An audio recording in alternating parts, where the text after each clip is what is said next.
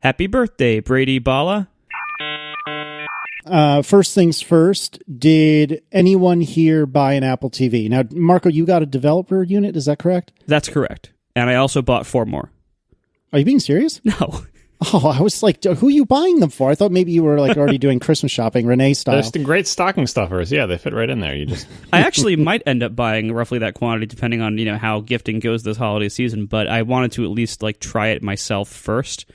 Once the general release comes out and the store opens it up for those apps and I can actually download the apps to it and spend meaningful time with them, then I will judge it as a product. But right now I just had the developer one. For the people who are curious in the chat, the developer one, I believe, is the 32 gig one.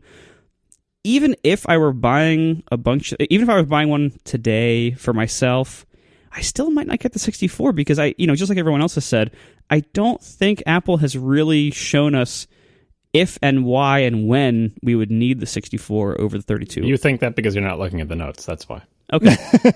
Also, I think I really am not crazy about investing more money than necessary further in a 1080p setup when I know in the next few years I will most likely want a 4K setup.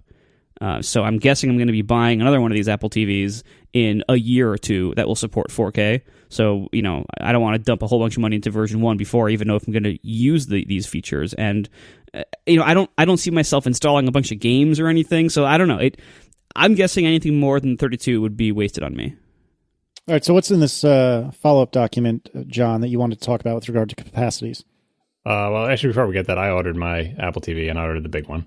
And Casey, did you get one? No, and I'd like to talk about why, but let's get through this capacity discussion first. Yeah, so this is from Brian Powell, who first one to point to us to Apple's website, where they did actually offer a rationale for why would you bother buying the 64 or the 32. We talked about this on past shows. We had theories. Apple's explanation matches what was our best guess, which is everybody's best guess, which is if you plan to use your Apple TV, this is right from Apple's website, primarily to stream movies, TV shows, and music, or play a few apps and games, you'll probably be fine with 32 gigs of storage. If you plan to download and use lots of apps and games, choose 64. So they mention apps and games, mentioning games, and is maybe hinting in the direction that they're the kind of applications that are most likely to have large content, but that's what it comes down to. Not much of an explanation, but at least it's something. We talked about how this seemingly makes less sense when the applications themselves, the initial download from the store, is so limited. I think it was 200 megs or something. Mm-hmm. But the applications can download whatever the hell they want after that, up to a very large limit. So you could fill a 32 with a bunch of big games. Why did I buy the 64? I don't know. It's pretty cheap. I just want to get the big one. Who knows if I'll ever use that space or it'll just sit there going unused. Who knows if the software update in the future will bump up the minimum size. Even if it just uses that space to buffer video so that when my kids want to watch a movie that they watched 3 months ago, that it's still on the thing, and they've watched 17 movies and television shows since then, that's worth it for me. If they give me a device with lots of storage and it's a reasonable price, I'll buy it. So as usual, you have rushed to order the most expensive item on day one. Yeah, it was $200. Come on, it's only a little bit more than a Magic Trackpad. That's a fair point. Yeah. No, I mean, I guess the price difference is so small. I guess I would probably recommend ordering the big one if you don't really, if you can spare. What is it, $50? I don't know. I wouldn't recommend it necessarily. In fact, this is one of the cases where I would feel good about recommending just get the cheapest one because it's probably fine. You know what I mean? But for me, and since I'm so obsessed with TV stuff, I just want to give myself the best chance of having the best experience. And it's, I don't really care about it. So I'm excited to try it. I'm also excited to move my old Apple TV up to a different TV in the house because it's always kind of been annoying when you get kids fighting over what they want to watch on TV or someone wants to watch this, so you can only watch that downstairs because it's on Apple TV and we have no way to watch anything off of an iTunes DRM encoded thing on the upstairs TV. This will even out our viewing choices once again, so that both TVs are uniform in terms of media access, and that will bring slightly increased peace to the household. So I did not buy one, and that's partially because I'm cheap, and partially because I get to be that guy now. And I'm defining that guy as that guy who whines about the one thing that's gone away that nobody else cares about, and that's optical output for audio. So the way we have our home theater set up, which is probably wrong, but I don't care. It's the way it is today. We have, of course, HDMI coming out of our Apple TV. I think it's the 3rd gen, whatever the latest one was before this. We have HDMI coming out, and that goes into our television. And then there is an optical out from the TV back to the receiver. But especially when you have a little person in the house who loves looking at screens that are lit up, sometimes it's nice to have the Apple TV on and playing without the TV on.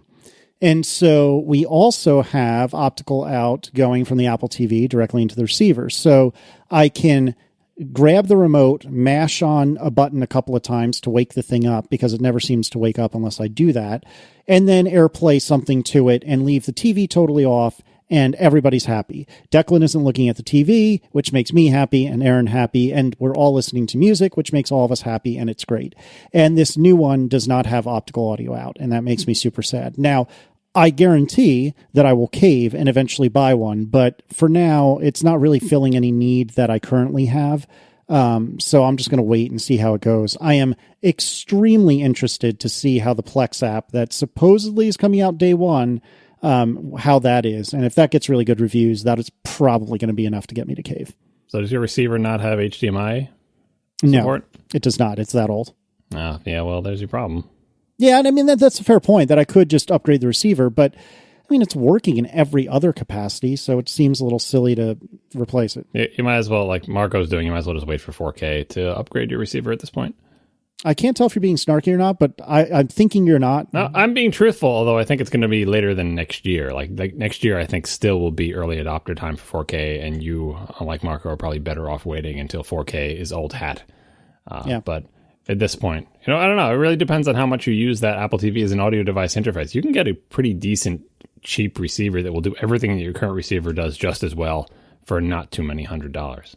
Yeah, you're probably right, but I don't know. It's one of those things where, because I don't feel like it's necessary, and because I don't really, and that doesn't really rev my engine. So I'm not looking for an excuse to spend that money. And because of that, I'm just kind of meh about the whole thing. So what are you going to do when you get a new one? You're going to lose this music ability, right? Yeah, I don't know. I mean, there's probably some kind of like $30 mono price thing that can split out the optical into its own thing. There is nothing for $30 that you connect an HDMI cable to that is reliable. I'm pretty sure in the entire universe. I remember when I was looking. Remember when I didn't want to buy a receiver? I was just looking for an HDMI switcher to make up for the fact that televisions now come with a incredibly small number of HDMI inputs on them. And my extensive research led me to conclude that there is no such device. In fact, the best, in terms of functionality to cost ratio for multiple HDMI inputs, an entire giant receiver is the best ratio, which is sad but true. So, right seconds after I said that, the ATP tipster in the chat linked to a $28 little thing on Amazon that does exactly this. I'm sure it does sometimes. I'm sure it does that sometimes. You can also find similar switch boxes for similar prices with similar strange names and plastic cases, and they all claim to do what they do. And now let us all scroll down to the reviews and read the comments and see what people have to say about this thing. It's 4 stars. Splits audio, but really lags bad. Pass-through didn't work. 1 star. Verified purchase. Quality felt a bit shabby. Optical out didn't work. Runs rather hot. That's concerning. Oh, this is magnificent. Anyway, some people have good luck with them. I had to say, with the switching thing, I gathered lots of experiences from people who have them. They're like, I bought this $15 piece of junk and it's been sitting connected to my TV for 8 years and it works flawlessly, right? But you never know, like how many. Maybe you'll get lucky, or maybe you'll have to buy 7 $15 pieces of junk for it. So I wanted a known quantity, and there was no, as we've talked about with USB hubs. You could get one and it could be a champ for years and it's great, right? And you spent like $2 for it, right? Or you can keep buying $10 ones and they keep breaking and frying and flaking and driving you crazy and causing bugs that you don't realize are due to your hub until you've tried to debug it for 6 months, thinking it's a software problem, right? Stuff like that. And you're like, where is the Apple of hubs? Where is the company that makes the expensive, solid, well-built, reliable hubs? and it doesn't really exist. I have some good ones. I have one of the ones that was recommended to me sitting right now. I have USB 3 hub sitting on my desk that is connected to USB 2 because that's all I have. But it seems to be solidly built. I mostly just use it as a charging station now because that's one of the other benefits is that it's good for charging stuff. So I think there are good USB hubs out there, or better ones anyway, but I never found anything like that for HDMI switchers. Wait, you got to tell me the USB hub first of all, and then I have a question. I got to hang out. Let me just go lean over my desk and see what the brand is. Amazon seems to recommend the Hutu and what's the battery company? Yeah, I got nothing. Anchor. Yeah, it's way in the back. It is mine is Hutu. It's black and it's got like a rubberized outside on it and it's plastic. It's got a whole bunch of USB 3 ports on it and has been pretty solid. I mean, to be fair, the really super crappy, I think it was literally like $7 plastic USB 2 nice powered hub that I have here that I bought when I first got my 2008 Mac Pro. Also, still very reliable. But I've had a series of hubs before these two hubs that have not been reliable and that have caused my computer to wake up and caused me to try to debug sleep-wake things for a long time and cause all sorts of wonkiness with input and mouse cursors to stop functioning. And yeah, so... Yeah, the more I experience various hubs and things, the more I just want to buy future things in Thunderbolt versions, even though it's probably a mistake. And expensive. Yeah, I don't know how great that is. Although I have to admit that I haven't had any problem with any FireWire peripheral I've ever bought. Yeah, you're hoping that it's like the companies making these have high enough profit margins they can actually use reliable hardware. But then again, I've also never bought a FireWire hub. That I don't think it could exist. Anyway, FireWire switch, a place where you plug in multiple FireWire cables because it's not a hub-based network, but things like that do exist. So before we leave the home theater topic, I have a quick question. Can one of you explain to me what a sound bar is? I can. Did this thing exist 5 years ago? What is this category? Is it just a line of speakers? Like what makes it different from speakers? I actually considered getting one of these. Here's what it's for. You're trying to have a home theater thing, but you are essentially space or infrastructure constrained. So you can't do the 5.1 or 7.1 where you have a center channel left and right and two back and maybe side channels. And however many channels you have, you just have no way to place those speakers, no way to run the cables for them, or your room is just not the right shape or whatever. But you don't want to use the crappy built-in speakers on your TV, and you also don't want plain old stereo with a bass. You don't want 2.1. You want something sort of like surround. So a sound bar is a big long strip of speakers that it fixes the space problem by essentially being a similar, going underneath your TV, basically, either directly like where the stand is, so it's low enough profile that it doesn't block any of the screen, or like in an entertainment center. It's maybe not as wide as the whole screen, but very long, very, wide and low to the, not very high. And behind the little shield in front of the speaker are a bunch of speakers of various sizes pointed in different directions. And some of them also have some processing, and some of them also act as their own little mini receivers, so you can plug things right into them. And they will do sound processing to try to bounce the sound around the room. Either do no processing and just shoot the sound out of their speakers, or do a little bit of processing and mess with like delays and stuff to try to simulate a 5.1-ish sound field by using speakers that are all right in front of you on the TV. So that's what a sound bar is for. It's a compromise thing for people who don't have a lot of space but want to have better sound than they would if they just use stereo. Better in terms of getting closer to a real 5.1 surround where things sound like they're behind you, like in the movies. And does that actually work better than just like having stereo speakers would?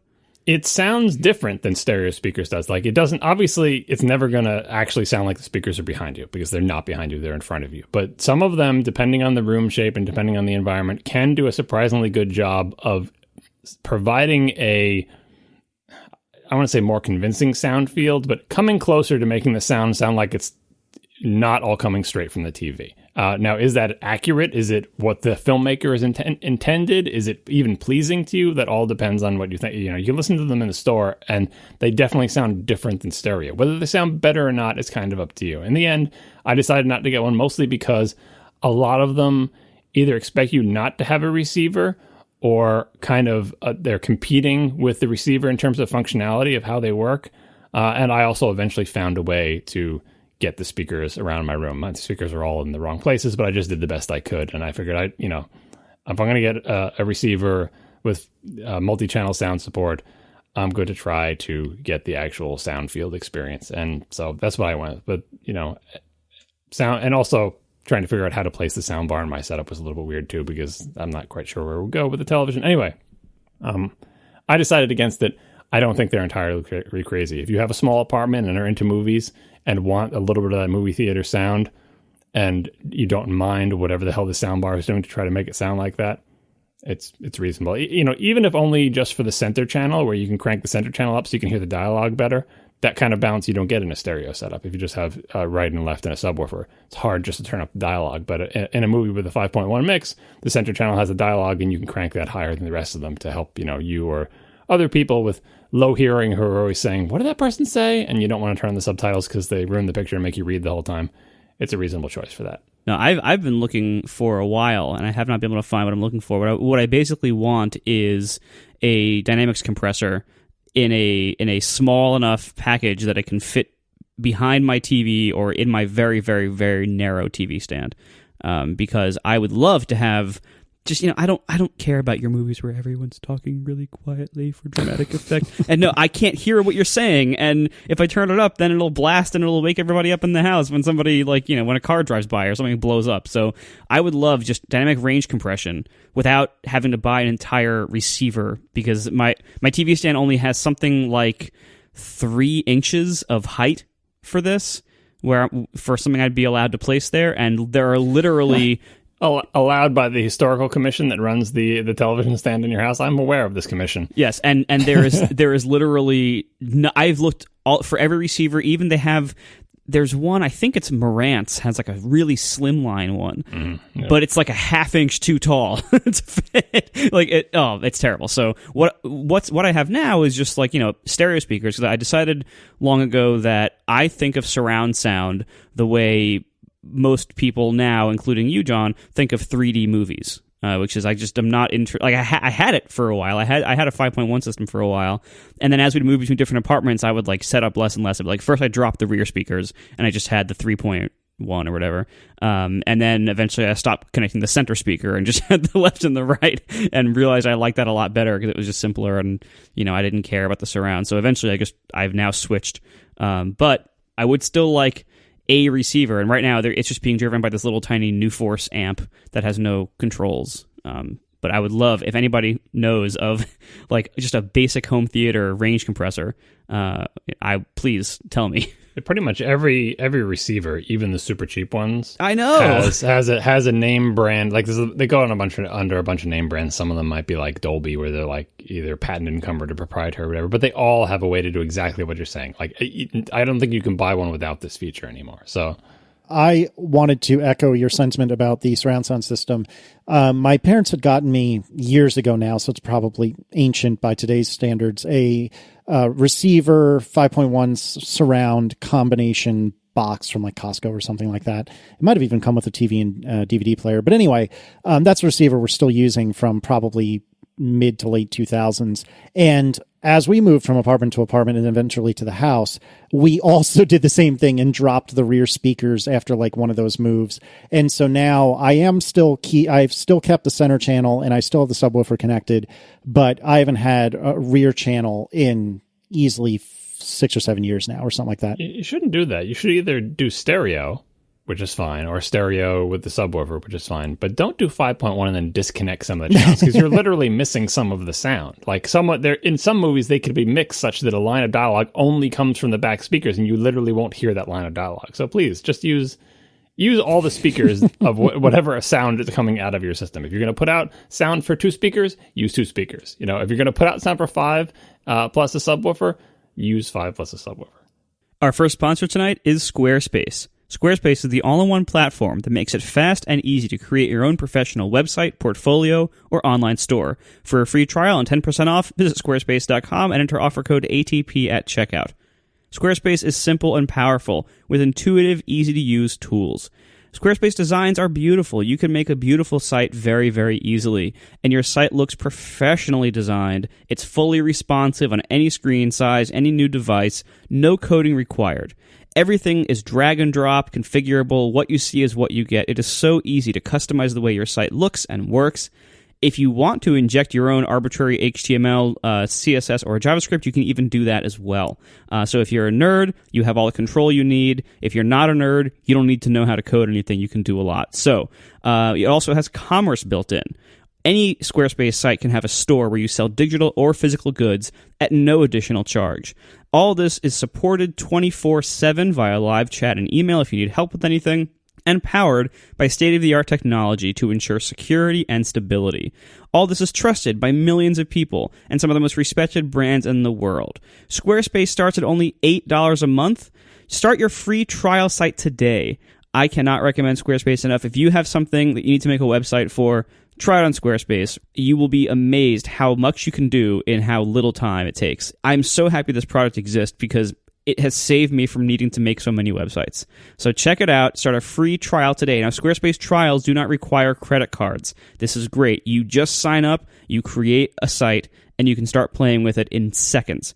When you decide to sign up for Squarespace after your trial, make sure to use the offer code ATP to get 10% off your first purchase. Squarespace, build it beautiful. So we have a handful of various links and things to talk about. This begins with Tom Bell, who wrote in to tell us that smaller iMacs came with a 3.5-inch 7200 RPM drive until 2012 when the tapered edge began. Then they changed to a 2.5-inch 5400 RPM drive with the Fusion upsell.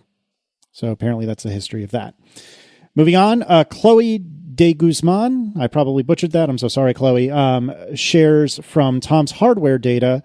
On average, in 2.5-inch drives, 5400 RPM drives perform just as well as the 7200 RPM drives. Increasing the spindle speed just increases power consumption and heat with little to no gain. 5400 wins overall, which includes power. So we will put a couple of links in the show notes about that. The caveat I put in there, which includes power, is in this test in Tom's hardware. It wins overall, but only, it's kind of like in Car and Driver when some car wins overall because of like they factor in price. You know, every other stat that it's not the best car, but because price was a factor and one car is like 30 grand more than the other, it wins, and then people send angry letters. So the 5400 wins overall because they include power consumption. Obviously, the 5400 is going to it's going to boost the scores of the 5400. So you can take a look at these benchmarks. The Tom's hardware does break down the benchmarks into the individual benchmarks, so you can say, what if I care about this? What if I care about that? But the bottom line is that modern 5400 RPM drives with the the perpendicular magnetic field, whatever things, and the higher density are much better than they used to be. All this is kind of in the weeds and the details, but it's worth pointing out because our main objection is the idea that this thing has no SSD, and any spinning drive is just astronomically slower in random access, especially than any SSD, because it's got to spin a little disk and wait for the point to come under the heads and move the little heads, and all that takes a huge amount of time compared to putting signals on different addressing lines and a bunch of flash chips.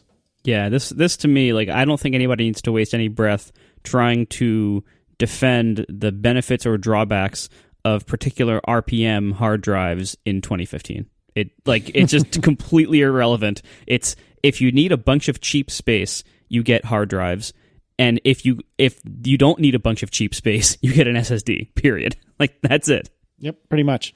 All right, why don't you tell us, John, about Mac GPUs and noise? This is info I've been waiting for on the new 5K iMacs. I wanted to know what the GPUs were like. Is it worth it for me to get the fast one? What is the heat like? Because the previous one had some problems with the GPU getting really hot and sometimes throttling down. Same with the CPU and the fan noise. So Bare Feets, which is not spelled like you think it does, check the show notes for the link, did one of their typical tests, and their conclusion was that the new top-end GPU is only a little bit faster than the old one, and it gets just about as hot. They said the old and the new both got to 100 degrees Celsius, and the fan was running really fast in both of them. And then the noise meter looked like about the same in both cases. So no, it's like, it's not worse, but it's not better. And that was kind of depressing. I mean, it's not bad news, but it's not really good news either. But then a couple people pointed me to this YouTube video by Max Yuriev, and he does a whole bunch of tests and has a bunch of stats. I've never watched any of this guy's videos, and this one had a small number of views, but I think everyone should just go look at this video because I think it's very well done, and he talks like at a nice pace, very clearly. He's clearly prepared everything he's going to do. He's got infographics and everything. I thought it was really good. I was impressed by this YouTube video. Maybe it's because I don't watch enough YouTube videos. And if he's super famous that I don't know that, sorry, but this video only had a few thousand views, so I figured this is not MKBHD. This is some less known guy. But anyway, his conclusions were different. He had more detailed things. He said in the Well, the overall conclusion was that in the new model, the fans ramp up earlier than the old model just to try to keep the temperatures down. In other words, rather than waiting for things to get really out of hand temperature-wise and then turning on the fans, it turns on the fans faster sooner, which noise-wise isn't great, but temperature-wise is good. In the GPU tests, it seems like the new one can keep the GPU within whatever Apple sets as the tolerance, like they want to keep it under 100 degrees Celsius or whatever. Whatever they set as the limit, the new 5K iMac, according to Max's tests, can keep the GPU within that limit with the fan going slower. So in these GPU tests, it's like, well, both the GPUs are similar temperature, but the RPM on the new model is way lower. So I like that, especially for gaming. Thumbs up. And in the CPU tests, the new 5K iMac didn't do any CPU throttling that I could see. Like the old one would throttle the CPU down when it got too hot. The new one didn't. It kept the CPU at lower temperatures. Sometimes it had slightly higher fan speeds, mostly because the new model has a higher max speed for the fan. And some stats I threw in here. After 15 minutes of their CPU testing, the old iMac had throttled down to 3.3 gigahertz, and it was 100 degrees Celsius, and the fan was going 2,700 RPM. And the new iMac was not throttled. It was at full 4 gigahertz. It was 10 degrees cooler at 89 degrees Celsius, and the fan was going about the same speed, 2,650 RPM. So Max's video made me excited about the new iMac because it seems to keep the innards cooler. And also he did a manual override on the fans and said if you do crank the fans up, the new iMac can keep both the CPU and the GPU ridiculously cool. So really it's just a question of how much noise you're willing to tolerate and how much temperature you're going to tolerate. So I'm feeling better about the iMac than the old one. As many people pointed out, we're not going to get any real substantive improvements in GPU in particular until they change the process size. I think this one is also 28 nanometers, just like Marco's model. But bottom line, I'm probably going to get one of these iMacs, and I'm probably going to get it with the best GPU. Also, some real-time follow-up from Kim Alberg in the chat. It appears as though the new Apple TV might have built-in dynamic range compression. I thought you were going to say might have a built-in fan. I'd be like, no. No, they did. Remember the famous iFixit teardown that got them kicked out of the App Store? Yeah. So we know there's no fan, but it appears that it might have dynamic range compression built in. So I'm looking forward to trying that. Is it on by default and you can't turn it off? Because that'll annoy me. In the screenshot posted here, which looks like it's from one of the videos, or no, it's from somebody's dev kit. There's an option in the audio menu, like within a movie, like where there's info, subtitles, and then there's audio, and it says full dynamic range or reduce loud sounds. That's a nice way of putting it. I like that. Rather than branding it as one of these weird words that every company uses for their dynamic range compression, the first option is not great. But the second option, what people will do is, I'm hoping the default is full dynamic range, and they'll watch a movie and they won't be able to hear what anyone's saying, and they'll crank the volume, then something will explode and they'll be pissed. Then they'll go to the subtitle menu and they'll say, yes, reduce loud sounds is exactly what I want, and they'll pick it. So that's some good copywriting. They could have called it Voice Boost, except I have a trademark. Oh, yeah. All right. Why don't you tell us about the adjustable iMac and monitor stands? I'm assuming this is John. Yeah, a lot of people wrote in to tell us that they thought we didn't need to put our monitors on top of anything because we were confused about the correct height of monitors. I'm not confused. I know the top of the monitor, according to all the ergonomics experts, is supposed to be roughly aligned with your eye line and everything like that, you shouldn't be looking up and all these other things. I know that. Remember, I have a 23-inch monitor, so it has to be on a stand to be up like that high. And also, if you don't have a keyboard tray, getting your keyboard at the right height means your desk has got to be much lower than you think, or your chair has to be higher than you think. But anyway, we are aware of the ergonomic, at least I am anyway, I'm assuming Marco is, the correct height of all the things. It's better to have options, and if it means stacking a bunch of books or a piece of lucite or whatever to make your monitor the right height, that's what you should do. But a lot of people also pointed out that the real solution to all of these, my monitor is not quite at the right height thing, is to either get your Mac monitor or your third-party monitor or your iMac itself with a VESA mount. Then you can put it on an arm or any other kind of adjustable thing that accepts VESA mounts. And I believe this is the case and has been the case for a while now. If you want that, you can't just buy an iMac and say, great, well, I'm going to take off this little L-shaped thing and put on a VESA mount. You have to order it that way from Apple, and they will give you the iMac that you can mount with a VESA mount. I don't know if that's true of the Thunderbolt displays, but no one should buy them anymore anyway. Okay. And we have some supposed answers with regard to the the Facebook app usage battery gate thing. Yeah, so pretty shortly after we published our episode last week, where I basically said, this is no bug, this is deliberate, they are, jerks about this. Right afterwards, a half a day afterwards, they posted a thing on Facebook, on somebody's, I think one of the lead engineers or something. They posted a thing saying, this was indeed a bug, here's the bug. And it seemed like it was a couple of bugs. So they are claiming it was a bug. I honestly haven't looked into it. John, do you know, have you looked into this at all? All I did was read the press release, but last week when you were like, they're doing this on purpose because they're terrible people and so on and so forth, I didn't really push back that much on it. But I find it entirely plausible that this could have been a bug. And the corroborating evidence that I use, other than my general attempt to have faith in humanity and belief that engineers wouldn't do something like this unless someone made them, is that some people have said, now that they mention that, I've seen that, like where if I have watched a video on Facebook, then it sucks my battery. But if I've used Facebook but not watched a video, it doesn't suck my battery. So there's some vague anecdotal evidence that makes me think that their explanation sounds plausible. But like I said, realistically speaking, the reason I was struggling last week with like, why would they even do this? What is the advantage to Facebook? It just seemed like a bug to me. So I am willing to believe that this was a bug. I do not think that Facebook is actively evil unless there's some really good reason for them to be actively evil, and I can't really think of a super good reason to make their app suck everyone's battery down. Well, I came up with a few. I'm also willing to believe that it still could have been intentional, but I was never as, sure about it as you were. And given this explanation, I'm willing to give Facebook the benefit of the doubt and say that they just had a bug. I don't know. I see this both ways because I do think they're fairly evil, but who was it? Was it you that said, never attribute, what is the line? Never attribute to malice what could easily be explained by stupidity or something like that? Yep, John invented that. Yeah, if I invented it, I would have quoted it correctly. Fair enough. But you were the person that reminded me of it. But speaking of John, we have important John-related news. The long national nightmare is over. John, can you update us on your Star Wars tickets? Yeah, shortly after the show last week, when I was in the midst of struggling to get Star Wars tickets and being sad about the fact that my wife had accidentally purchased 3D tickets, no fear. This is all cured now. I have gotten rid of my 3D tickets. All of my Star Wars tickets are now 2D. I believe all of them are also reserved seating, but maybe one set of them isn't. And you say, how many Star Wars tickets do you have? Yes, I'm going to see it multiple times. Those tickets are already bought for the multiple times I'm going to see it with various groups of people. So fear not, I will not be watching it in 3D. I may actually watch it in 3D after I've seen it a few times in 2D, assuming I like it, and I want to see it like a fourth or a fifth or a sixth time. Maybe I will try it at IMAX. Why the hell not? Our second sponsor today is MailRoute. Go to mailroute.net/ATP for the best spam filtering I've ever seen. This is a service that you put between your mail server and the public internet. You point your MX records for your mail server at MailRoute. They forward the email cleaned onto your server. And so what you can do, if you run your own server, which honestly I don't recommend if you can help it, but if you run your own email server, you put this in front of that. If you use a service that just like a standard IMAP service like Fastmail, you can put it in front of that.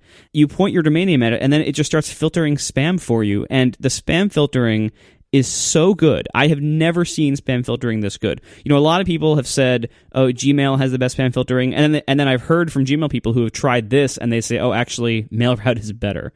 And I've never used Gmail, but I can tell you that anything I've tried before MailRoute, including like the built-in fast mail spam control and everything, I've never been able to match what MailRoute gives me with its just regular default out-of-the-box settings. It is so good. I see almost zero spam. It is very rare to see a spam message come through. It is also extremely rare to have non-spam get caught in the spam filter. And when it does, they keep kind of a list called the quarantine of mail that they think might be spam, but they're not 100% sure. And then every few days, they email you that list. And so you just get like this digest of here's all the subject lines and senders of the last couple days worth of this stuff. With one click in that email, you don't have to even log in. With one click, you can whitelist and redeliver any of those messages that are not actually spam. So it is very, very handy. They even have an API and all sorts of enterprisey features that I have no idea what any of these things mean, because thank God I've never had to run an email server. But if you know what they mean, it's things like LDAP, Active Directory, TLS, mailbagging, outbound relay, all this crazy stuff. So check it out, mailroute.net/ATP for a free trial and 10% off for the lifetime of your account. That's a huge savings. 10% off for the lifetime of your account. Thanks a lot to MailRoute for sponsoring our show once again. So Apple had their quarterly earnings, and this was the fourth quarter. Is that correct? Who knows? Well, whatever. It was a quarter, and they had their quarterly earnings, and I think most of it was as expected. iPads are down fairly significantly. Sorry, Federico. Macs are up, which was slightly surprising. But there are a few things that somebody who did their homework, whose name is not Casey, put in the show notes. I'm assuming it was John, who shouldn't be doing homework. Somebody has to. Yeah, right. China iPhone sales are up 120%. I don't find that terribly surprising, but that's a lot. Yeah, and keep in mind, I think this is because they didn't launch the 6 in the same quarter in China last year. So this year they did launch the 6S in China to be counted in this quarter or something like that. So this isn't all just like, hey, wow, Apple's doing better in China. It's also that they're getting better with simultaneous launches, and that shows up in the thing. But anyway, China, as everyone says, is super important to Apple. Apple becoming increasingly important, and they're growing fast there. Yep. And then there's a lot of enterprise-related things that I thought we could spend at least an hour talking about, John. I'm sure Marco won't mind. Not at all. How about those new Mac Pros? Oh, God, you're evil. Well played, sir. There are 30,000 Macs inside of IBM, adding almost 2,000 a week. And IBM is claiming that it saves them $270 per machine versus a Windows computer due to lower support costs and better residual values. That's pretty cool stuff. I like the residual value as a factor, which I wouldn't have thought of because I'm not thinking like a corporate bean counter. But as most of Mac owners know, Macs do hold their value better than old crappy PCs for whatever reason. I mean, just try to buy a used Mac Mini, for example. And that is a factor in how businesses account for them. And so the fact that 3 years after you buy it, it hasn't lost as much of its value as a Dell is good. And these support things like, boy, I should send these back in time to the 13-year-old version of me and say someday IBM will publish something saying that having Macs in the corporation is better because they require less support. I mean, it just boggles my mind that is actually still true. I mean, who knows? I mean, they're a partner with Apple. It's obviously they're going to say that. It's like IBM saying the TrackPoint is awesome, right? You have to take all of this with a grain of salt. But that was the old story, which was like, oh, the old Mac versus PC days. It's like, yeah, but Macs may be more expensive, but if you buy a Mac, your support costs will be lower because they're not as crappy as Windows PCs. And it's like, oh, you'd like us to think that, but a computer is a computer. And then they'd have all these stories from the pro Mac people saying, oh, we bought Macs and our support costs have gone down. This is still a story. This story is evergreen. Like at this point, I bet everyone was like, well, everyone agrees that Windows is exactly the same as OS 10 in terms like modern computers don't have all those weird things you used to have, like, IRQ conflicts and DLL hell and all that's gone now. Everything's all plug and play and they should be about the same. And Macs have problems too. It's like, it's all a wash now. And who cares anyway? Because we're all looking at mobile. Who cares what the hell's going on in Windows and OS 10? And then here's IBM. And, I believe they actually are saving money. Not maybe because Macs are easier to manage or because the Mac users need less help, but it's like self-selecting. Anyone who's interested enough to demand a Mac is a Mac nerd who already knows how to use it and needs less support. That's got to be a factor in there somewhere. But I'm also willing to believe, as I always have been willing to believe, because I think it's the truth, that because there's a less variety of Mac hardware and software, that your support costs can be lower. There's just fewer variables. Like people want to think about, it's like it used to be, ease of use, like Mac versus DOS or whatever. But the bottom line today, I think, is there aren't that many Macs in the world, and there are tons of different weird PCs, and Windows has to account for all of them, and Apple only has to account for the Macs that it itself has made. So, good job, IBM, and it's a crazy world where IBM is buying 2,000 Macs per week and has 30,000 of them already. Yeah, that's weird. I mean, as I think I've mentioned several times in the past, I am the child of a almost lifelong IBMer, and I mean, I was never that big into the IBM versus Mac debate. I mean, I was to some extent back in the day, and I clearly was on the side of IBM. But man, this is weird. It's super weird. Like my entire childhood was defined by ThinkPads, and to see them basically abandoning their own product, which yes, I know is Lenovo and has been for a few years, but abandoning that thing that they came up with to go towards Macs. That's just. Man, that's weird. And to quickly address Gareth in the chat room, I was not forced to use OS2. I chose to use OS2 Warp. It was magical. Sure. It was unbelievably good. Yep. And the Hansen CD was a gift. Yep. No, that was totally me. So anyway, speaking of IBM and the enterprise, Apple says that they have earned $25 billion in annual revenue in the last 12 months from the enterprise, which is apparently a little over 10% of the total revenue for Apple and is up 40% year over year. My goodness. Yeah, for a company that isn't interested in the enterprise, that IBM partnership seems to be working as intended, which is like Apple doesn't really want to deal with this crap, but they'll gladly partner with somebody who will deal with the grunt work and just make them the money. And, 10% of your business shows that Apple still is not an enterprise company to the degree that like Oracle or SAP or something is, or even Microsoft for that matter.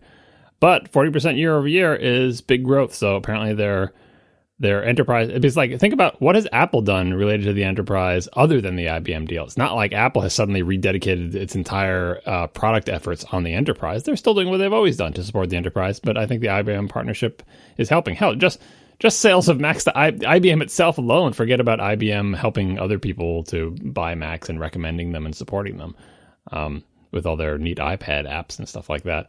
So thumbs up on this partnership. It seemed like a good idea at the time and still seems like a good idea because I still do not see any area where, like, unlike Microsoft and IBM's partnership, where IBM is cleverly maneuvering to stab Apple in the back. No, it just seems like win-win so far. Yep, I agree. And finally, let's make Federico sad. The iPad. Womp womp. Is it a really womp womp? Like, I like we all knew the iPad was, if you look at like the graphs, I think this was in Jason Snell's 6 Colors thing. We should add that to the show notes. But he had graphs of like the sales of the different products, and there are different lines. There's the lines for the phone, which is in one section of the graph and has its own slope and actually kicks up in recent years. And then there's the sections for the Mac and the iPad. And the Mac and the iPad curves look like they are siblings. Like, yeah, they're way down here. The volumes are lower. They're kind of just sad, little droopy. They're going up. They're not really going down that much. Maybe the iPad dips a little bit, but they're reasonable. But the iPhone is in a different category. So if you take the iPhone out of the equation and look like Benedict Evans tweeted this thing earlier, and look at just the curve of desktop laptops and tablets, if you visualize it in a particular way, as he has done here, what it basically looks like is that laptops are being replaced by tablets. So the laptop sales are dipping a little bit, and the tablets are continuing the curve. You guys looking at that tweet photo? Mm-hmm. That I find pretty convincing, and it may be that, like, it doesn't change the reality that the iPad is not going to be the next iPhone. We all know that. It could just be, in the same way that Apple wants to introduce products that cannibalize its own products. The iPad, and especially the larger iPads, are the future cannibalizers of desktop and laptop computers, and not going to cannibalize the phone at all because it's untouchable. Yeah, it seems reasonable.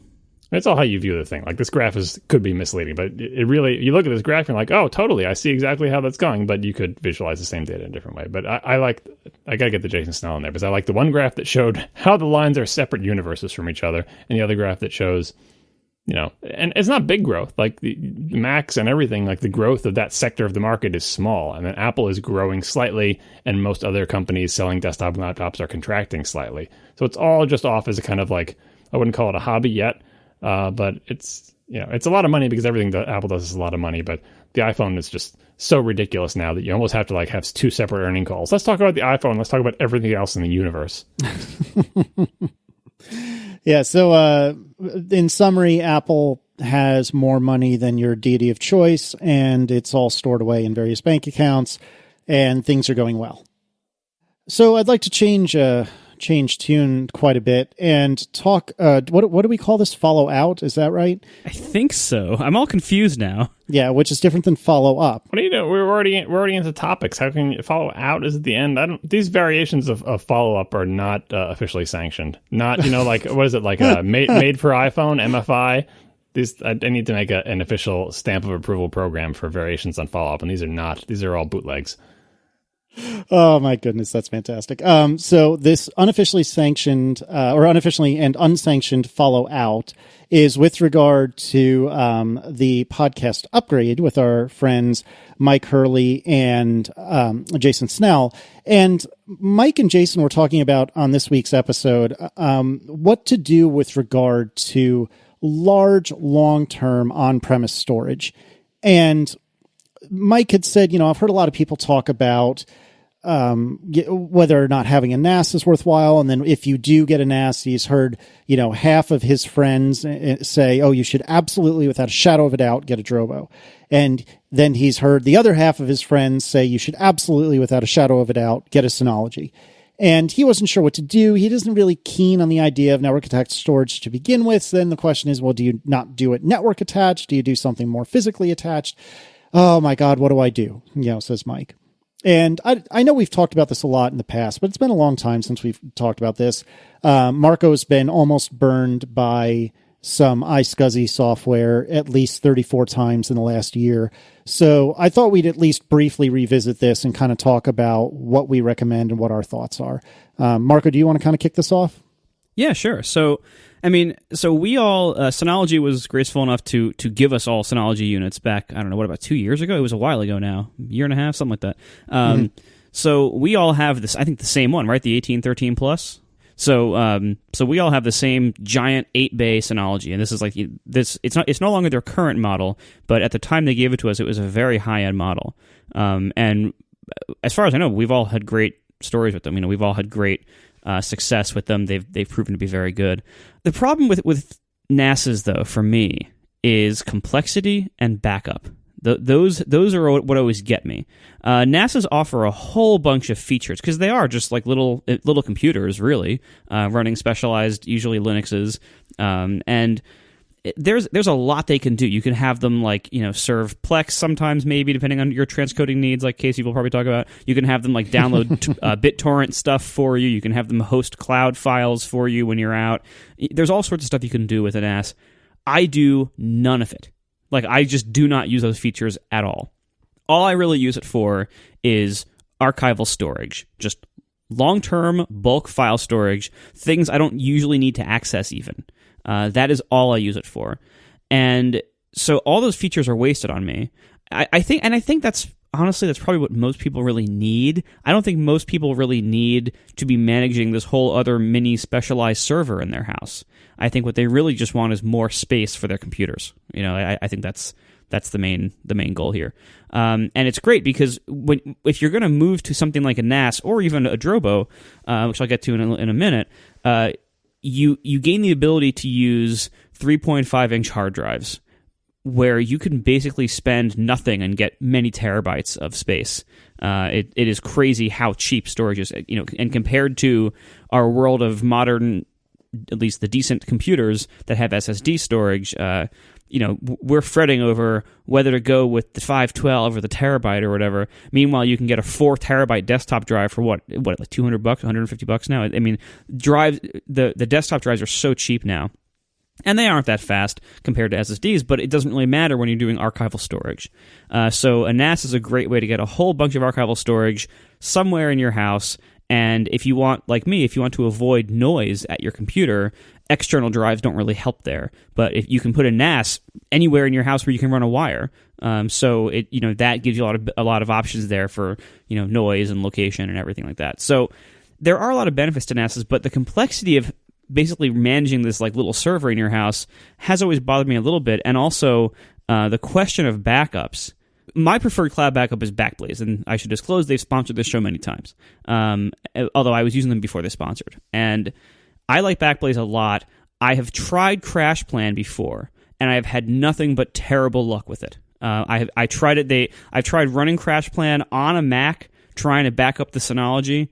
I've tried running the actual client that can run directly on the Synology. I've tried running that.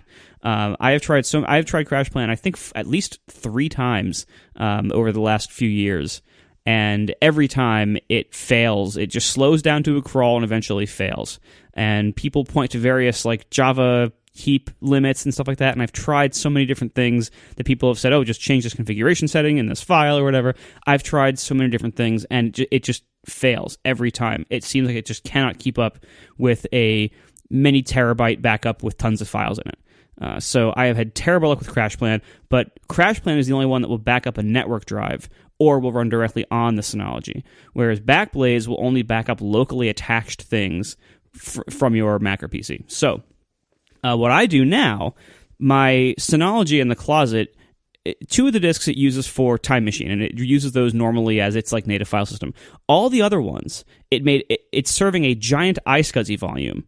That is then mounted on my Mac Mini server using a terrible iSCSI initiator, because there isn't one built into Mac OS X. I use the Atto one, but the Global SAN one was worse for me and was less reliable. So They're both terrible, and those are like $200, right? So there's more money down the drain there. And so I use giant iSCSI volume on the Synology with its crazy RAID setup, mounted with iSCSI onto the Mac Mini as a local disk.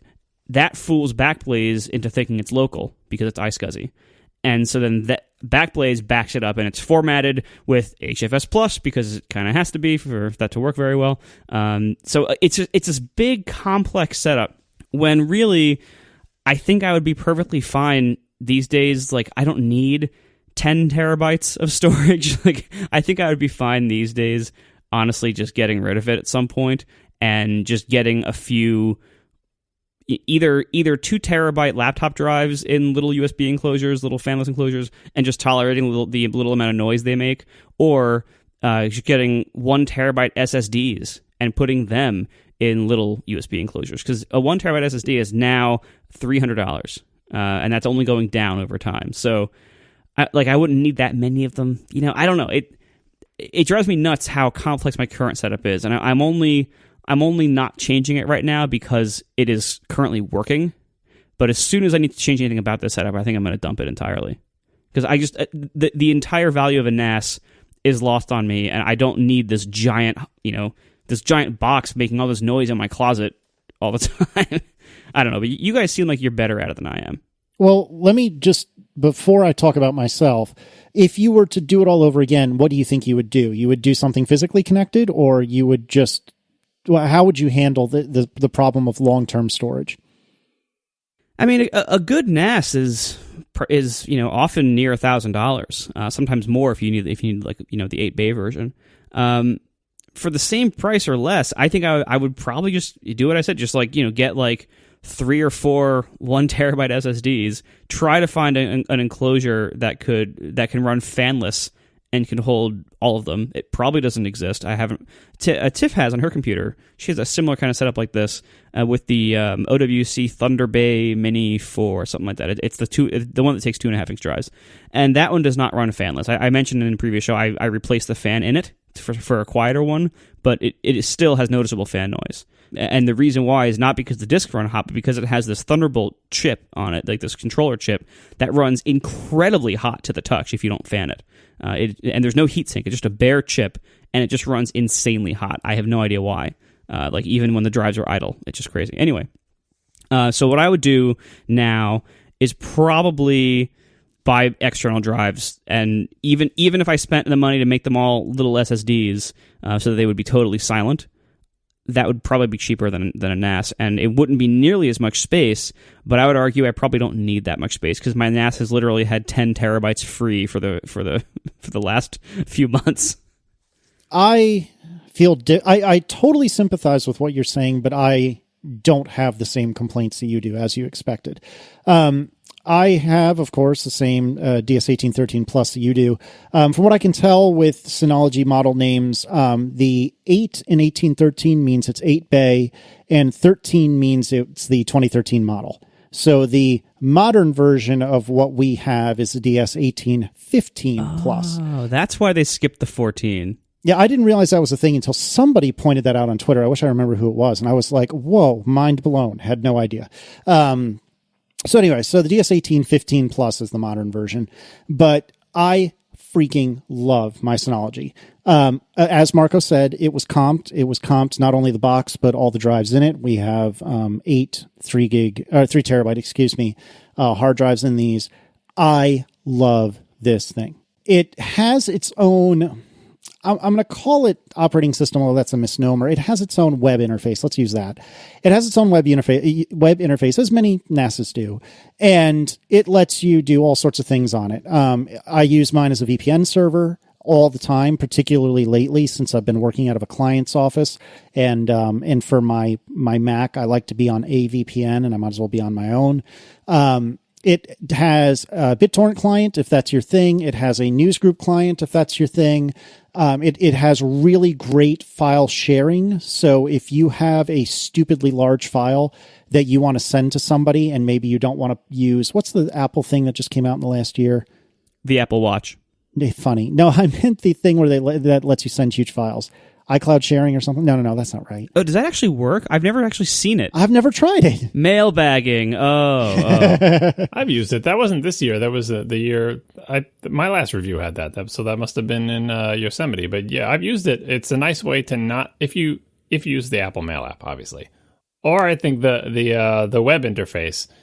You can send an attachment without regard to how big the attachment is because it automatically uploads it to a cloud server. It basically does the same thing as like Cloud App or one of those things does, but automatically and with no ads and for free. It's something drop as per the chat room, perhaps mail drop. In any case, so if you don't want a mail drop, you can use your Synology to do that. None of these things are unique to the Synology. Oh, it'll also be a Plex server, although my model, the 1813 Plus, did not have a strong enough CPU for doing live transcoding. And we've talked about this in the past. I'm not going to go on about it, but suffice to say, it didn't work well for me. But what does work well for me is having my personal Mac, which is effectively a desktop server, even though it's actually a 15-inch high-res anti-glare. That's the Plex server, and I just have it look at the Synology to get all its media. And so it's wonderful having a server in the house if you're at all geeky. A network-attached storage does not need to be that server. You would probably perhaps be better off with a Mac Mini if you can afford or have such a thing. Or if you have, say, a 5K Retina iMac and you just want to leave it on constantly. That would also probably work just as well, if not better. But for me, I just really like having some sort of box that's kind of a server that I can offload those weird tasks, like if I do want to download a torrent of some legal software or some, open a free movie or what have you. I can offload that onto the Synology. If I want to share files with friends or family, it makes it very easy. And the other thing that I love more than anything else is that because I have 6 of the 8 drives in Synology Hybrid RAID, which is one drive redundancy, so one of these drives can explode and I'll be okay. Which is insanely slow. Is it? I mean, I don't notice. Oh yeah, well, it's like any of those like RAID 5e kind of things. I mean, true RAID 5 is also very slow because I believe it has to write every block to every disk. So yeah, very slow on writes and okay on reads. Nobody uses RAID 5 for performance. And then so there's Synology Hybrid RAID is very similar to what people know Drobos to do, and we'll talk about those, I guess. So which is basically you have like a kind of software managed volume where it kind of manages the whole file system for you because it kind of has to resize itself so that way you can use an array of disks of different sizes, and then if you can actually expand the volume by replacing disks one at a time. So it's a cool setup if you have expanding needs over time, but you do pay a penalty in performance for sure. And with some of them, like Drobo, there's a question of reliability. Drobo in particular has had a pretty spotty reliability history, which is why I've never ventured into that area myself. Because if you ask Drobo owners, many of the ones you talk to have just been fine. They've had no problems whatsoever. It's been rock solid for them. However, you will hear a lot of people telling you all their horror stories from Drobos. And so it just never, and the reviews kind of back this up. If you look on like Amazon or whatever, or you read tech sites, like it really does seem like they have a spotty history of reliability. And that's why I don't think want to try one, but I don't know. You never say never in this business. All right. So anyway, to wrap it up, I love having some sort of server-like thing on the network in the house. And I really love my Synology. And yes, I got this for free. If I were to have paid for it, it would have been over $1,000 with all the drives in it, which is absurdly expensive. But they have other versions. Like I think they have a 1515 this year, which would be a 5-bay version. There's two bay versions. So whatever you think is right for you, get that if you can, be it Drobo or Synology. But just having effectively infinite storage is a life changer, because I used to have to worry about, like as an example, for all these episodes of, let's call it Highest Gear, for all these episodes of that show, do I burn them to DVDs so I can get them off my Mac so I can have all that space back? Oh, I don't ever want to download the 1080 versions because I don't want to take up that much space. Now, don't care. Whatever it is, I'll take it. I got plenty of room. And that is magical. So I've gone on, Marco's gone on. John, what's your take on all this? Well, getting back to the what kicked this off with Mike and his questions, at this point, despite what all of us have said, or what you two have said, or what I'm going to say and have said in the past about our particular setups, what this comes down to is one of those conversations that used to be more common surrounding things like computers, or even smartphones a little bit, but mostly computers, where if you're known as like the computer guy or gal in your family or in your town or in your group of friends or whatever, you get questions from people who say, or just like if someone knows stuff about cars, what car should I buy? What computer should I get? How should I configure the computer that I should get? Computer questions like this. And I'm sure each of us has been the resident tech nerd many times to many people. And in most cases, you have to turn it into like an interview where you have to say, all right, well, what do you actually want to do? What is your budget? What are your needs? What's important to you? And then you can recommend something. You can tell them what the trade-offs are, which may make them change their minds about, oh, I didn't realize that, and now I'm going to prioritize this or that. Or I didn't realize how much that costs or how cheaply I could do this or whatever. But in the bottom, it's like a back and forth. We're like, okay, well, if if you don't want to use any sort of like, if you don't need a home server, you don't want to manage another thing, you just want it to be a dumb box disk, but you do need a backup, or do you subscribe to a cloud backup service? Do you not want to subscribe to one? What kind of backup things, it turns into this big, long, complicated interview where I think all of us, if anyone asked, could lead them to the optimal solution for them. There is no optimal solution for everybody. It just really depends on what you want. And thinking about that and Mike and his questions, like, I think we could all do that for him and kind of have a little bit in the Slack where we all hang out.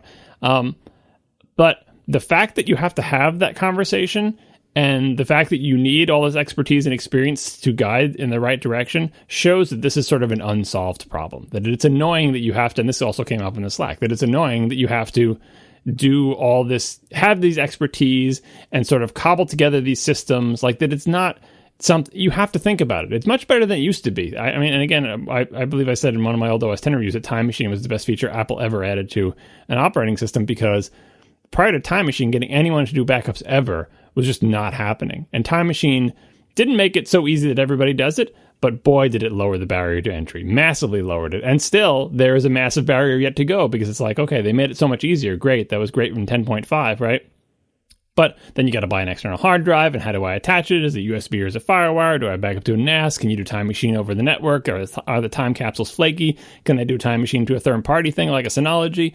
Like, it is still, the backups in general are still way, way too hard. And lots of people think like this will be solved when everything is network backup. Well, at least in this country anyway, if we are all waiting around for everyone to get network connections fast enough to back up the amount of data that they produce and store on their computers, we're all going to be dead by then. Like, other countries may have better network infrastructure outlooks for the next 50 to 100 years. The United States does not have very good outlook. So I think it's kind of a shame that this is still not a solved problem. And Apple, for the most part, has punted on it. They did a time capsule, which I wish worked better than it did, because it seemed like the ideal solution. Maybe when they get Time Capsule, when they rededicate themselves to Time Capsule with their new OS that's coming out any day now, I'm sure. Not new OS, new file system.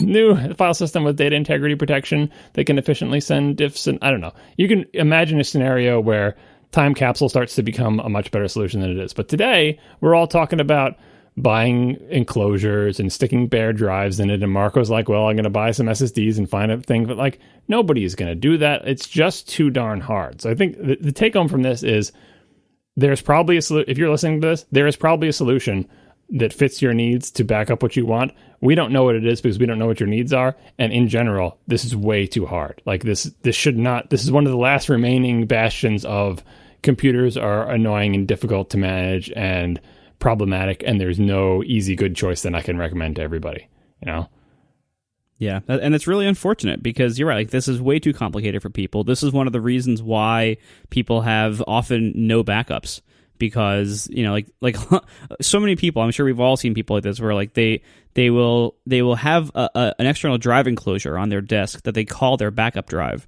but it actually isn't a backup. It is just more space. Yeah, or they Time Machine to it, but like, you ever see the message that says Time Machine is not backed up in 10 days, right? Oh, yeah. Time Machine does at least tell you that, because I think a lot of people think they're running Time Machine, but they're not, because it's so unobtrusive. And if they get that message, I can imagine them dismissing it and going, oh, I'm sure that'll fix itself.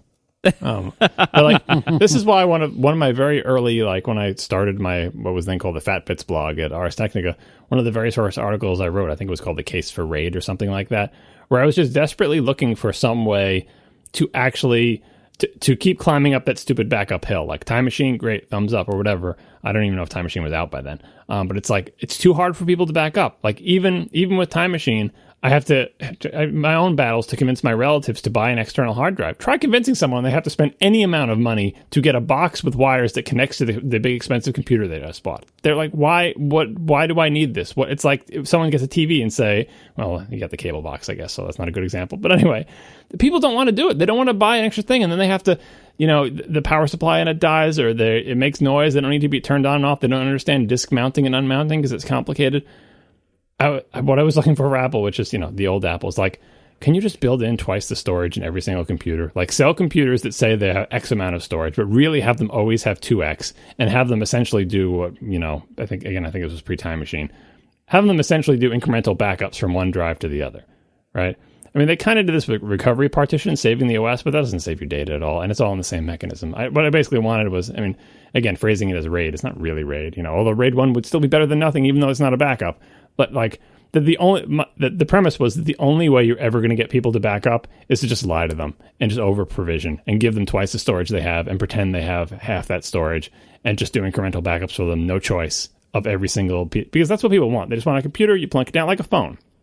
They want a phone. You want to plunk it down. Phones so far have been able to get by on the fact that the data does not accumulate on phones fast enough to make it impossible to do a cloud backup. And so with the cloud backup, again, setting aside the pricing stuff, I think phone backups are in a better state than computer backup. Not the best, because we, all hear stories about people who go into an Apple store with a bum phone and that have never backed it up anywhere, whether on the cloud or on iTunes, and then they're sad because they lose all their photos of their entire family.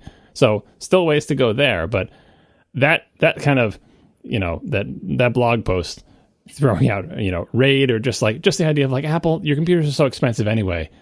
Just put twice the storage in all of them, because literally it's really just a cry for help. Like, we're never going to solve this. With current technology, there's no way to solve this without essentially making it not an option. And we're still not there. And the new slightly more price conscious Apple that is spinning hard drives in the new 4K iMac and the cheapest 4K iMac is definitely not putting twice the storage and everything. So we're still waiting, bottom line. And then one more thing on this. Marco talked about Crash Plan backing up network drives and Backblaze not backing them up. A lot of requests into Backblaze for that, and sometimes they say, well, we're thinking about it, we've heard that request, so on and so forth. I don't know anything about why Backblaze doesn't back up network drives, but based on what I know about what I know about the most efficient way to know what needs to be backed up on OS 10, the most efficient way you can do that is to use the various APIs in OS 10 that let you know, hey, since the last time you asked me, I can tell you that things have changed in this directory, that directory, and that directory, and maybe even like here's what the changes are, right? That's what you need to be able to do. Otherwise, if you're trying to back up literally 4 million files, which is not an unreasonable number of files for someone with a lot of data, every time you run the backup, the first job it has to do is say, since the last time I back up, which of these 4 million files have either been added, deleted, or changed since the last time I did a backup? And without a more efficient method, you have to basically scan the entire drive and ask every one of the files, how you doing? How you doing? Are you still there? Are you a file? Have you been updated? It can compare its date to the last time you backed it up or whatever. That is massively inefficient. So you want to do a more efficient mechanism, and OS X offers several more efficient mechanisms. But most of them require, pretty much all of them, I think, the efficient mechanisms require the I.O. to that drive to go through the kernel of the operating system. So if you have local storage, like if it's mounted like a local disk, whether you're lying and it's not really local like iSCSI, or it literally is a local disk connected through a FireWire or Thunderbolt or USB or SATA or whatever, if the I.O. to that disk, meaning you wrote the file by sending the I.O. through the kernel running on this Mac, and same for all the other operations, then the OS X will have a log of all those events in its little FS events log, and it has APIs for you to ask it what happened since the last time I asked, and it can give you the answer really quickly and efficiently without scanning the entire drive. You can't do that for a network drive, because a network drive, people could be doing I/O to on other Macs, going through their kernels and their I/O system, and your kernel and your OS has no idea that that's happening. So there's no way to say, hey, what happened to this network drive since the last time I asked? Because it doesn't know. You just don't know. So if Backblaze did do network drive support, they would have to do what CrashPlan does, which is every time you do that, I got to rescan the whole freaking network drive and find out what has changed since the last time. Because there's no more efficient way to ask about it, because other people could be updating the drive at the same time. It's not locally attached storage. So, price-wise, or not wanting to do network drives because they're potentially large or whatever, there are technical reasons why even if Backblaze added support for network drives, it would be crappier than Backblaze's support for local storage. I don't know for CrashPlan, I don't know if it does the good APIs for local storage even, because I see it grinding my disk a lot. And the other thing on CrashPlan news is recently they announced that there's a new version of CrashPlan coming out that does not use Java on OS X, and that's another thorn in our side about CrashPlan, is that it is a Java application. You have to install the JVM for it, and it doesn't feel native, and it's, as opposed to, again, Backblaze, which is a native application, all of that stuff. So a native version of CrashPlan is supposedly coming out. Maybe that will improve matters, but it certainly won't improve the fact that it just can't know what changed on a network drive without scanning all the stuff on the drive. I get around that in my personal setup, briefly touching on that, by mostly storing on my network-attached storage, either large files, like the sparse disk images. I think those are broken up into like 2 gig strips or whatever, but basically large-ish files, or things like video files that are also very large. So it is a small number of relatively large files, and it's faster to scan that. Scanning scales with the number of files that you have to scan. So I have not so many files, not so many directories, but those files are very often hundreds of megabytes or gigabytes or larger. So that's how I back up my Synology. I have CrashPlan backing up my Synology, and even though it does the incredibly inefficient scan the entire disk because it has no choice, because it's network attached storage, it works in a reasonable amount of time. All the things you mentioned about network drives having all these limitations based on the fact that they could be accessed through in shared means by somebody else. I hate browsing network drives. First of all, Spotlight does not index them. So if you have files on a network drive, Spotlight just can't find them, as far as I can tell. And then number one thing is I hate having to connect, hit connect on the side. I don't know if things can auto-connect reliably these days. What year is this? But for whatever reason, it seems like that can't happen, right? So I have to go to the server, hit connect, go to the drive, watch the spinner while it loads the list of files, open the directory I want, watch the spinner again as it loads the list of those files. It's so stupid. And I mean that in the sense that it is not smart. It is just really simple in a primitive way. And it is just terrible. I don't think it's that unreasonable to want all my stuff to be available quickly. Really, even though it results in a desk covered in enclosures and wires and possibly noise issues if you don't go all SSD, I really do think that just a couple of external drives is by far the best choice most of the time, as long as it can fit what you need to fit. And it's probably the right answer for Mike, because I don't think he wants any sort of management thing. All the stuff that I really get jazzed about in my Synology, being able to offload file downloads or file uploads, being able to have a VPN endpoint, I don't think Mike wants any of that. And so I think you're right, Marco, that just having one or more enclosures physically hanging off his computer is probably, from what we can tell, the better answer for him. Well, here's the other angle on that. We mentioned that we got our Synologies for free, and it's kind of for me, it was the ultimate gift. You always want to buy people gifts that they wouldn't buy themselves, especially people who seem to just buy themselves whatever they want, whose names might be Marco. It's very difficult to know what to get them, because it's if they wanted something, they would have already bought it for themselves. But it's usually something that somebody won't buy for themselves because they think it's a frill or they don't think they need it or whatever. But if they got it, would actually enjoy it. And really good gift buyers, and I'm not one of them, can figure out what those things are. Well, anyway, Synology's PR department actually turned out to be a really good gift buyer for me, because I'd been thinking about NASs for a long time, but I'm they're expensive and they don't have data integrity and I don't want to manage another server and all sorts of other things. But because I got one for free, it's whatever, I'll throw it down there and see what it's like.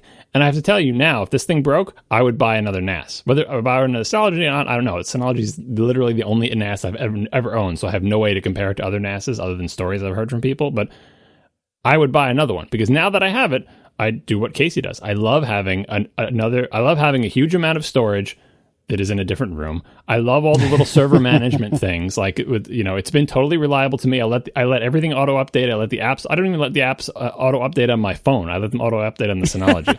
I let everything auto update on it. Everything's always been fine. It's always up. It sends me email if it goes onto UPS power, so I can tell when someone is overloading a circuit breaker in the house, and I can tell when the power goes back on. I download torrents from it, so I don't have to leave any of my computers running to just download torrents and stuff like that. It also the video that my kids watch integrates with my TV. My TV can play video right off the Synology with nothing, just the TV, and of course every other device that I have can also play video off of like my PlayStation and the Apple TV in theory, if I got the the Plex app and stuff like that. All this stuff that I thought would be a frill, and that the UI is like kind of gross and Linuxy, and it is. I use it all the time, and I love it. And so, had I not been gifted this thing, I would still be saying like, nah, NAS, I don't need something like that. But now that I have it, I would totally get another one. Maybe not an 8-bay one, because like Marco, I have a lot of free space on the thing at this point. But I like it. So I wouldn't be so quick to tell somebody, especially someone who has never owned an NAS, that you totally don't need a NAS, because you may end up like Marco and say, you know what I really want is just a bunch of really silent, SSD storage right on my desk that's at native speeds.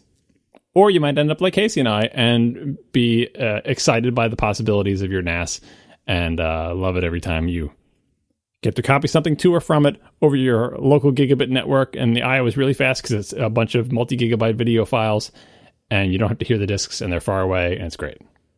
Yeah, I would like to double down on everything you just said, John, particularly about, I don't think I need a NAS. I've been ruined for life, because now that I have the Synology, I will never, ever, ever not have another NAS. And unless something just goes horribly wrong with the Synology all of a sudden, I will probably always buy Synologies from now on, because I freaking love this thing. Our final sponsor tonight is Fracture. Fracture is vivid color photo prints directly on glass. Go to fractureme.com and use code ATP15 for 15% off your first order.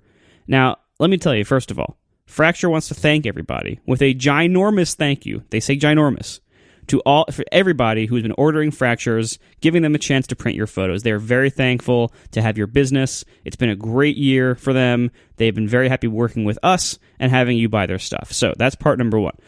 Part number two, you want these things. Really. These are beautiful prints directly on glass. They are thin, they are lightweight, they look incredibly modern. They are edge-to-edge prints. You don't need a frame or anything. They basically are their own frame. You get everything you need to hang it right in the box. And they're easy to hang because they're these nice big sheets of glass, but they're very lightweight because they're very thin.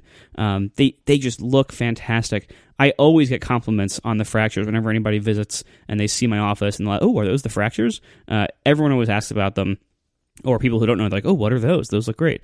So everyone loves these things. They also make fantastic gifts. Now, with the holidays coming up, because these are all handmade and hand print and hand assembled and hand checked, they can get backlogged pretty easily during really heavy peak periods. And you might start seeing the ship date start to slip. And they'll tell you right up front before you order, like, we predict this will ship on this date. But the problem is, with the holidays, everyone has figured out that these things make great gifts. And they really do. I've given them as gifts a number of times. People love them. The problem is, the holidays, everyone tries to get gifts at the same time.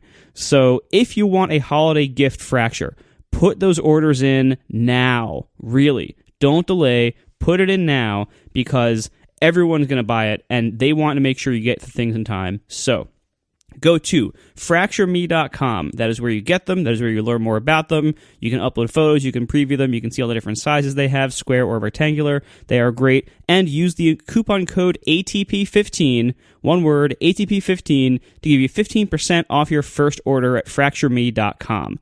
Thanks a lot to Fracture for sponsoring our show once again. All right, so Google has entered the podcasting ecosystem. What is this all about? So we don't know a lot about it yet. So here, they basically made a blog post, and they did a couple of interviews that I listened to. And so the short version is that Google Play Music, which is their music streaming service, I guess. I really don't know anything about it. But Google Play Music is adding podcasts to itself. And so what this will, and it's going to start out Android only, but for the most part, I believe they say it's going to go everywhere, soon at some point. So assume it's going to be everywhere soonish. This is basically Google's big play in podcasting, as far as we can tell. They used to have like a really basic iOS or Android player, I think, but I think it was discontinued a long time ago. Anyway, what this means for podcasting is still a big question mark.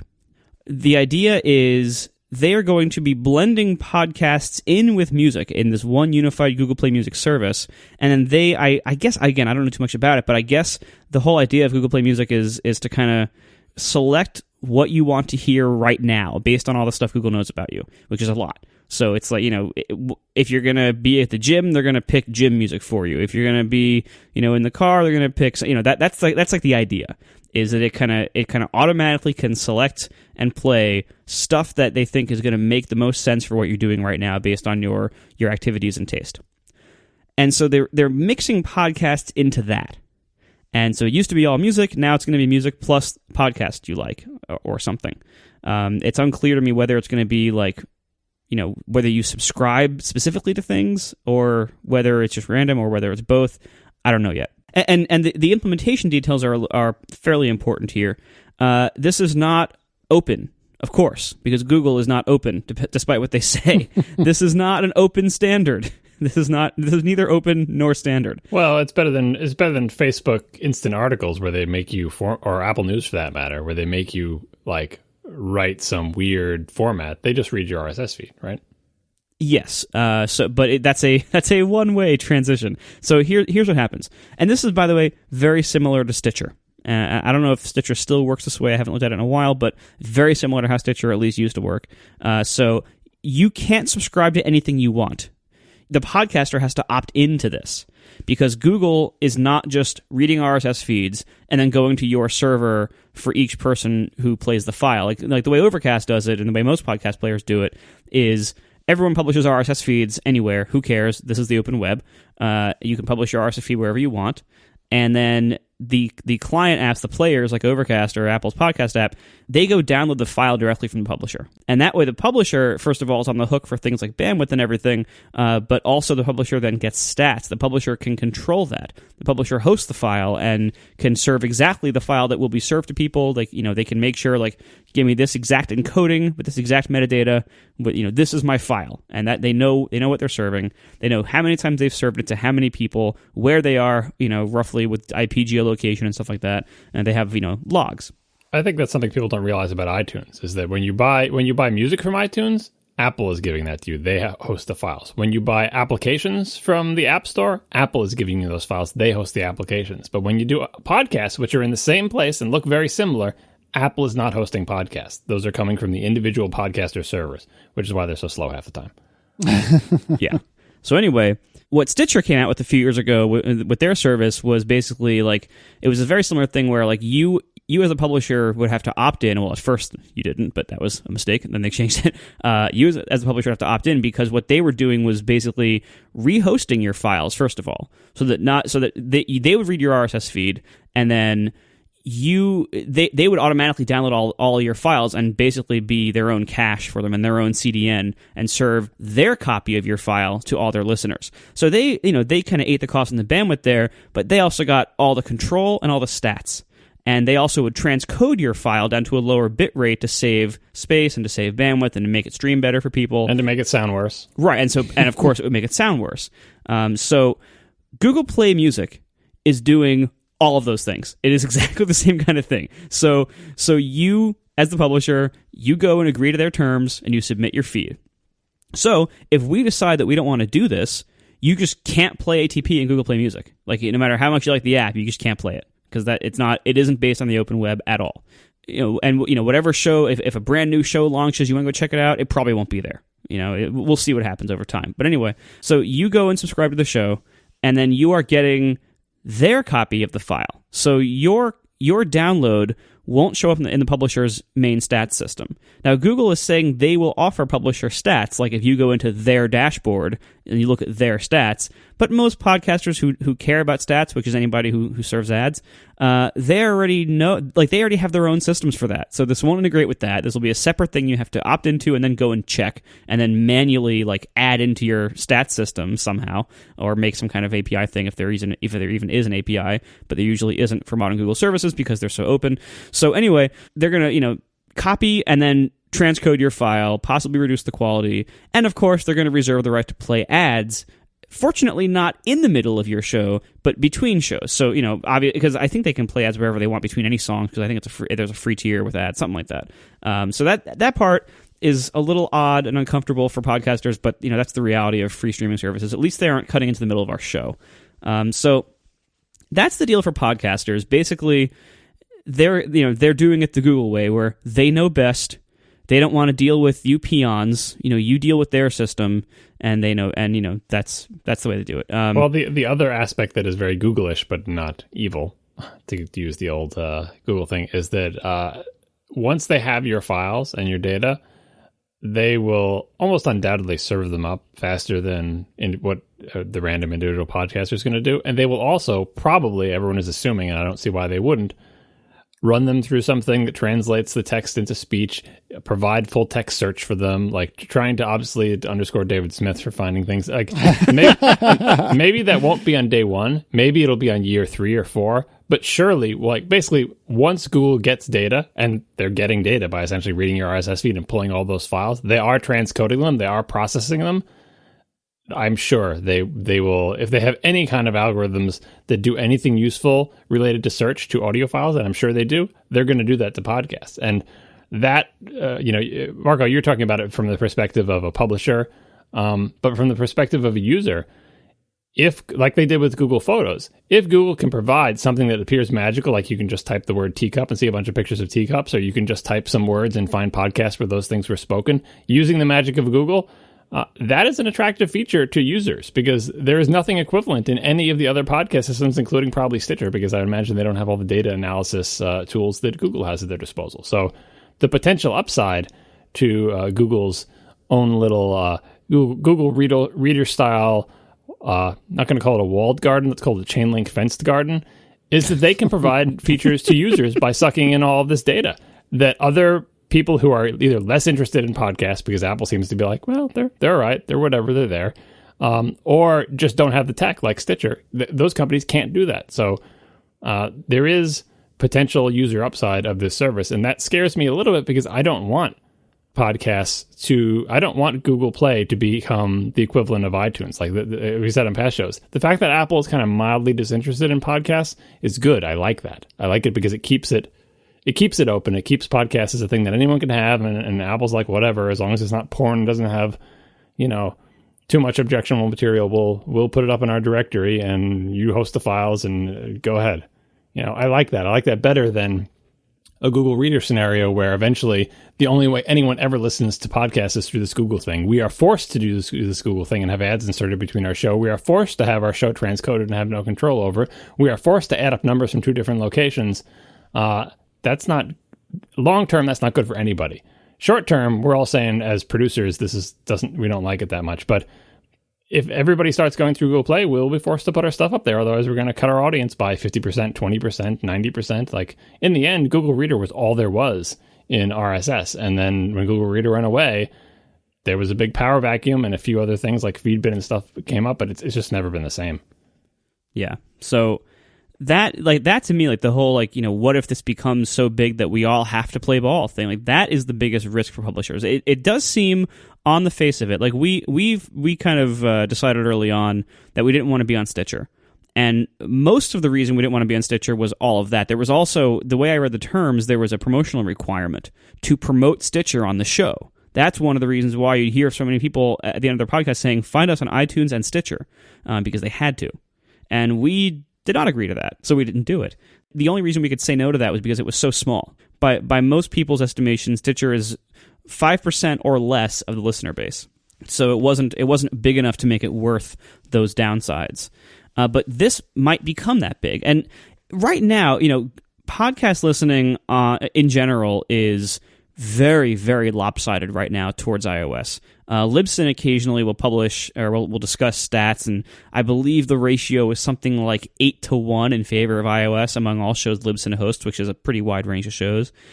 So the total podcast listenership is still very iOS heavy, and that might continue to be the case for quite some time. In my opinion, because if you look at what podcasts are popular, and what kind of people listen to podcasts, I think there's a lot of overlap with the kind of people who traditionally have listened to public radio. And that does tend to skew upscale, younger, smarter, richer, more liberal.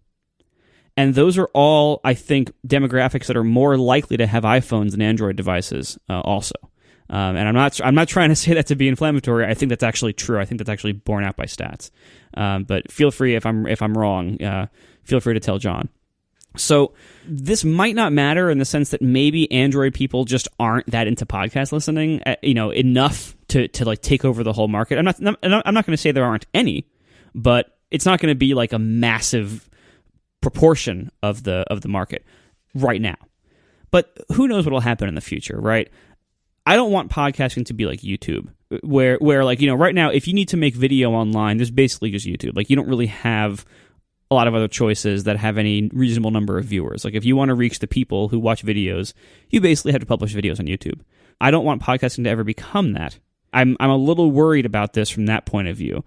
The only thing that gives me hope is that it doesn't seem like it will be that big. It seems like the kind of thing they're doing because it isn't that much work for them to do in the grand scheme of things. They're trying to boost Google Play Music, make it appeal to more people. It wouldn't surprise me if Apple ended up doing something similar with like blending podcasts into Apple Music in a similar kind of way, because these services are both trying to beat each other over the head and attract people with podcasts. Spotify didn't they do the same thing, or they talked about doing the same thing? I thought they talked about podcast, yeah, but I use Spotify several times a week, if not daily, and I don't recall having even stumbled onto a podcast section of Spotify. Now, it doesn't mean it's not there. I just haven't noticed. The way they're positioning this as like just something that will start playing when you want to hear a podcast or something, that's we'll have to see how this is implemented in practice. But that to me sounds like this is a system developed by people who hate podcasts. Or don't understand them, because they don't understand it's like a TV show. You don't, when we were kids, or when I was a kid anyway, you could watch any episode of Different Strokes and it was fine because there was no continuity. But podcasts, most popular podcasts, and certainly something like Serial, there's continuity. You got to start at episode 1. You got to go through them in order. You can't just be like, okay, play a podcast. What are you doing? Interleaving 17 different shows with random episodes? It won't make any sense. Or even just like interleaving podcasts with music makes no sense also. Like, yeah, a 3-minute song and then a 2-hour podcast. Right, exactly. Like, it doesn't make sense. So I'm hoping they're going to be smarter about it than that, but upon first glance, this looks like in the same kind of way that the App Store, in many ways, you can tell like by what Steve Jobs thought of third-party software. You can kind of tell the App Store was designed as a marketplace for software by a CEO who really didn't like software. That's it. The whole thing with like calling them apps. It's kind of trivializes it. It's kind of like talking down to it in a way. That's not my take on apps. You think it's talking down? I think it was branding and it was brilliant and it was trying to make application software something simple that everybody can use. Where I agree with you is that implementation wise, it was so clear that they just repurposed all of the software and services and everything they had related to the iTunes store for selling music and just said, dial it up a little bit, and voila, it's a store for selling apps. That part is definitely true, but I don't think the diminutive app or the attitude towards software is recognized. It's merely recognized that Apple's not very good at services, and the one thing that it had, they can send you bits, sell you bits, take money and give you bits, and keep track of what you purchased, was a thing they had built to sell music, and they just adapted that to sell apps. It looked like that from the outside, but I think Steve Jobs likes software. Well, I think there's really a combination there. I think it is some of that like kind of condescending attitude, and also very similar to the problems Apple has with gaming, where it's like a little bit of the condescension and also just, as you said earlier, just not understanding it very well. And so anyway, I look at what I see from this so far. And I heard there was a great interview on the Libsyn podcast, which I'll link to. I forget the name of it right now, but there was an interview of one of the managers or something, some kind of manager title of this team, talking about it. And if you can get through the corporate speak, which is not easy, and all the really painfully scripted talking points that the guy just kept hitting in response to every question. Oh man, is that how people talk in California? Oh my god. Anyway, that was rough. But if you can get through all that, you can kind of get the idea of how they see this. And it does kind of seem like this is Google's version of like apps and Game Center. Like, this is like that for podcasts. You know, like, it seems like this is designed by people who they want to have podcasts in there, but it just seems like, at least the way they were talking about it and writing about it so far, again, this could all be wrong when it launches. We don't know. But it does seem like this is a weird system designed by people who don't get and maybe don't respect podcasts. But we'll see what happens. We'll see. Yeah, I think we could be wrong about their understanding and just not of podcasts, because I imagine that, like many things in Google, the only reason this is happening at all is because somebody actually is really into podcasts and wishes they were part of a thing. The fact that it has to be part of Google Play, that's a strategy tax. You know, it's like, well, you know, percentage-wise, many more people listen to music than podcasts. We already have this music thing. Why can't you integrate that? They're both audio, yada, yada. So that's kind of a shame. But I think there is some understanding within Google of how people enjoy podcasts, which is the reason that this project is seeing the light of day at all. And it's just a matter of how well can they integrate it? How can they take this thing that's supposed to be music streaming services and integrate podcasts in a way that is actually useful for people who really like podcasts? I'm sure they're going to try to, but the saving grace here may be exactly the same as the saving grace with Apple, in that Google's really interested in the play music thing. Podcasts are just a nice to have. They're never interested enough in it to ever attract a large enough percentage base. I mean, they weren't interested in RSS either, but Google Reader got big kind of like organically on its own. It just slowly swallowed up everything. And then they never really did have interest in it. And they're like, you know what, forget it. And they shut it down. And so hopefully this will not grow organically like that, that it'll be there. It's good that it's there. Some people will use it. People will complain that we're not in it, just like some people complain that we're not in Stitcher, but hopefully it won't ever actually be a big deal, because Google corporate is never like, you know what the next multi-billion-dollar thing is? Podcasts. Like, people are into podcasts because it's the next multi-million-dollar industry, but for a single company, it's not. Like, selling music seems much bigger to them than podcasts do at this point, and I think that will probably always be the case. So I'm hoping that podcasts will always be weird enough, like talk radio has always been, narrowly focused enough, even though it's also massively popular. But in the grand scheme of things, it's not as massively popular as video games and movies and music. Right, exactly. So, yeah, we'll see what happens. I mean, from a publisher's point of view, you can ask, like, what's the downside of putting yourself in here? Short term, immediately, I don't think the downsides are very big. It kind of sucks that they rehost the files. It's probably going to sound worse than your files if you care about quality like I do.